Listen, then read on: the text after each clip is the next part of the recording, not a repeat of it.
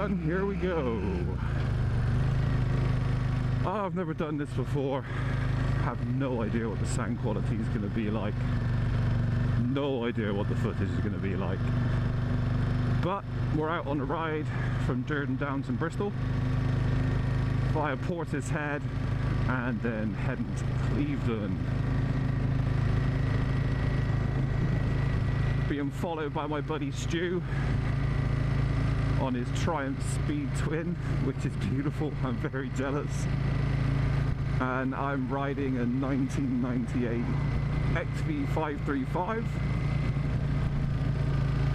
We've had the baffles out of the exhaust, so keen to see how this will sound afterwards.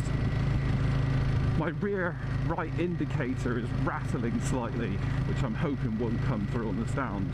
However, it's annoying me. Hopefully it's not annoying everyone else. So I've only been riding for about,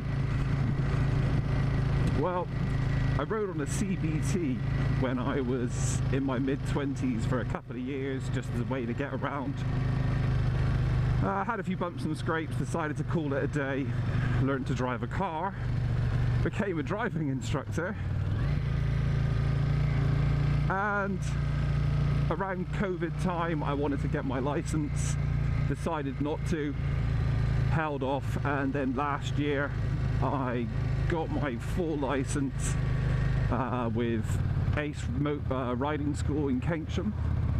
So shout to them, they're absolutely amazing. If you're local to Bristol or not, it's worth making the journey. Let's have a see what's going on here.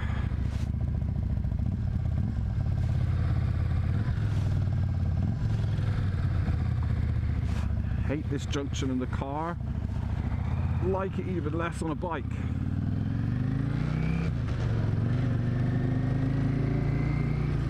We've picked up a young 125cc crew following us today. Sure, nice chaps. Maybe we'll see them again at the far end.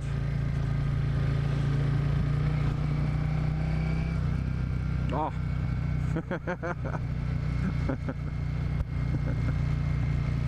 Gone completely the wrong direction. We were supposed to go over the suspension bridge and I've taken us down the portway.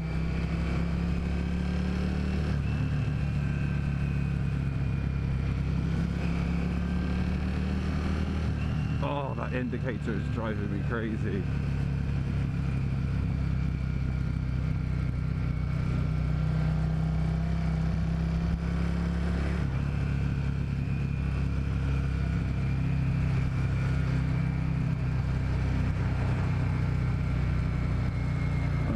Let's have an early slow down for these lights. A bike that's the best part of 30 years old, I'm not going to over trust the brakes on it. They aren't amazing. It will come to a stop, but certainly nothing like the cars I'm used to.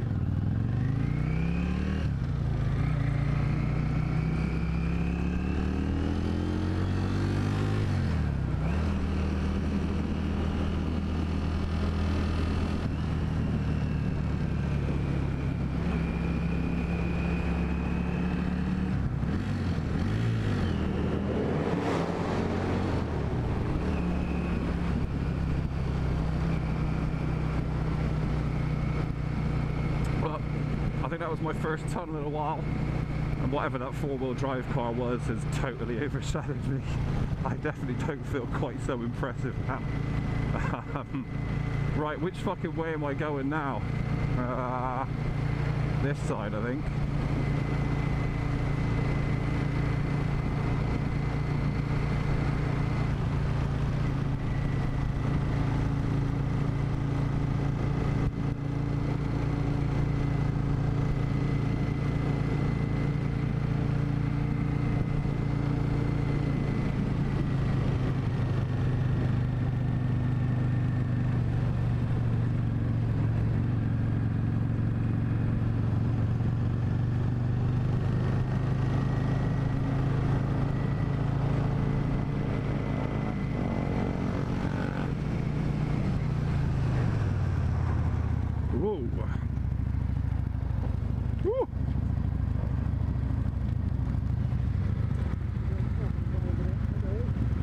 Yeah, I've completely missed a bit for the bridge.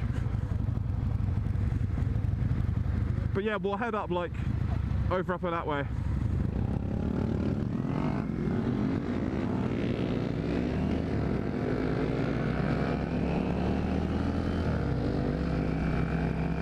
And there goes our little 125cc crew.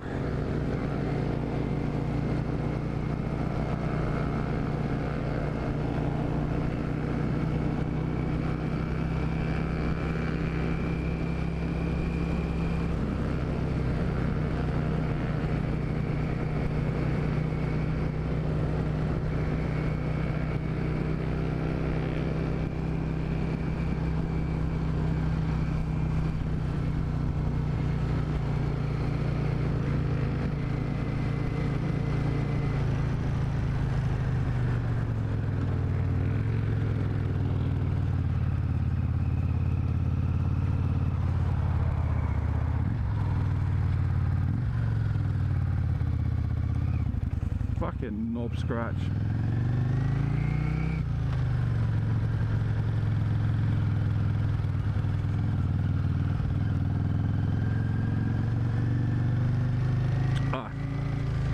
And there's me forgetting I've got a microphone and swearing profusely.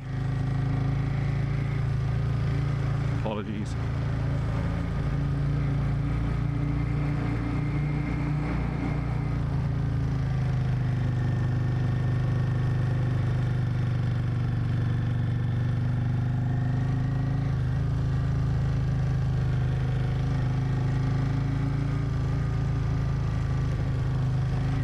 Find where Stu is. He's behind the car behind.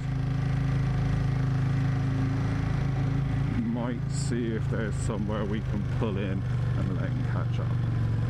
Let's see if this person turns off towards Downs or Ashton Court.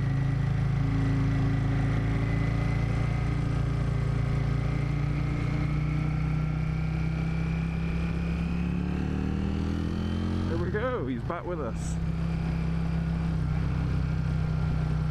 So I've been up this road in cars so many times in my life, but never on the motorcycle. So I'm looking forward to a few twisties along today's route.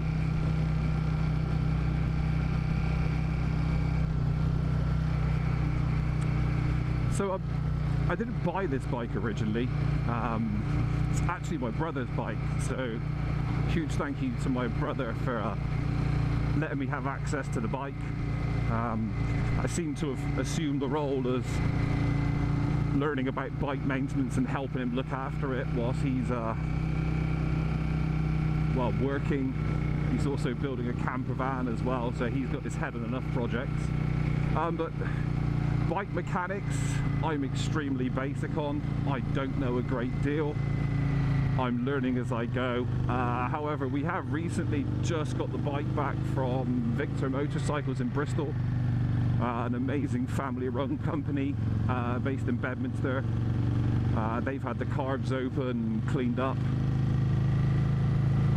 balanced the carbs, set the air fuel mix. It's running a lot nicer now. It does have a slight high idle at times. It's got a little air leak on the manifold boots where the little tubes or nipples are for doing pressure tests. They just haven't got a good seal, and that's my mistake for just buying cheapy parts. So we need to sort that out. They're leaking a tiny bit of air. It's not desirable, but the bike's been off my hands now for about 3 weeks. I've been desperate to get out on it for a ride. I've also been very keen on catching up with my buddy Stu and seeing his triumph. I've got my eye at some point in the future on a Bonneville bobber, so it's really nice to have a look at a modern Triumph in its build. No idea whether he'll actually let me ride it, but it'd be nice just to sit on it and have a little gabble.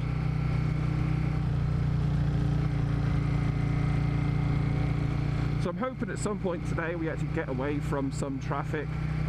Once we go past Porter's Head, we're aiming to be on some coastal paths, so hopefully a little bit more scenery, a nicer view as well. And somewhere to stop so I can put something in that damn rattling indicator. It is driving me crazy. Let me know in the comments if you can actually hear it, and let me know also if you can actually hear it on the journey back, because I'm going to try and wedge a little something in it to shut it up. A little bit of a roadside bodge maintenance, but I swear I will get better at this as I go on.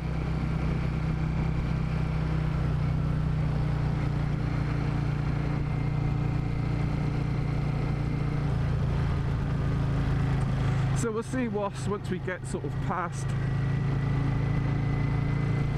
Portishead. Let's get Stu to come up in front as well. I'm sure he's keen to lead, but I am lesser experienced than Stu. Stu's had his license for maybe 18 months more than me. I don't know how much road time he's had, but I've only probably had collectively about 12 to 15 hours. And as we've been taught, the least experienced rider goes ahead so that we're not working hard to keep up, riding beyond our abilities, remembering to ride our own ride as much as possible.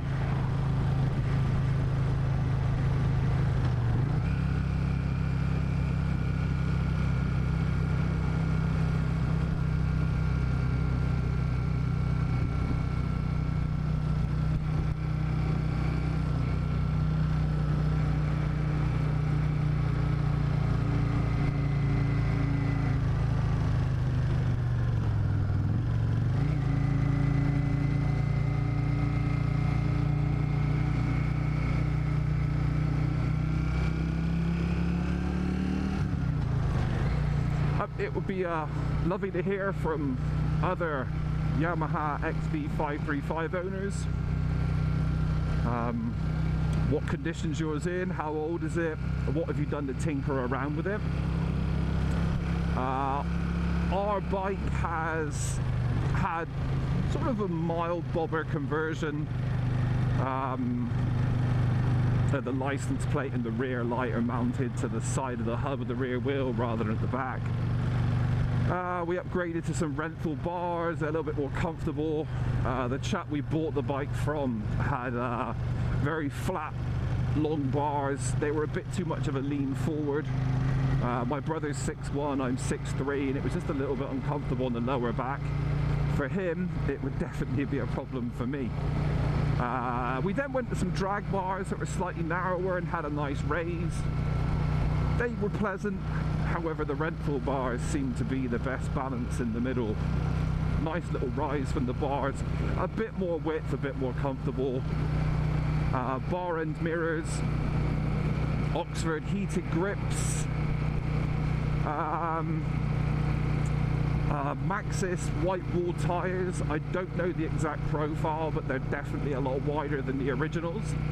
I found that out when trying to refit a front mudguard I reconditioned, and it will not go on.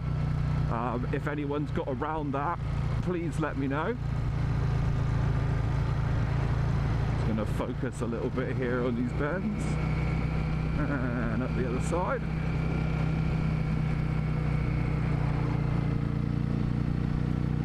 Bit of beams to finish it off. The bike being direct drive means, even though for a small engine it does use its torque quite well, sort of 30-40 miles an hour, 4th, 5th gear up a hill, it will continue to pull a bit more. It's by no means a speed machine.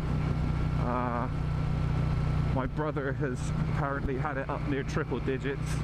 However, neither of us are really into fast riding. We're quite happy sort of around 50 on the A roads. I prefer the comfortable position here. I don't really want to be cramped up on a sports bike.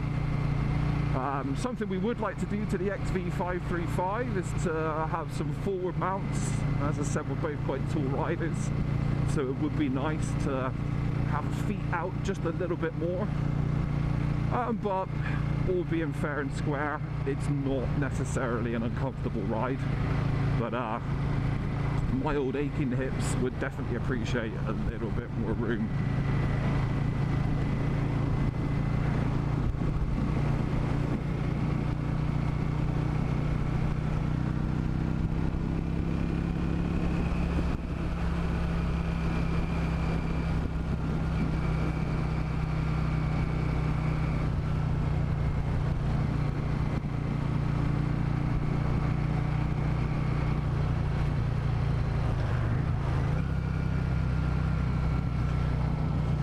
stay within the speed limit.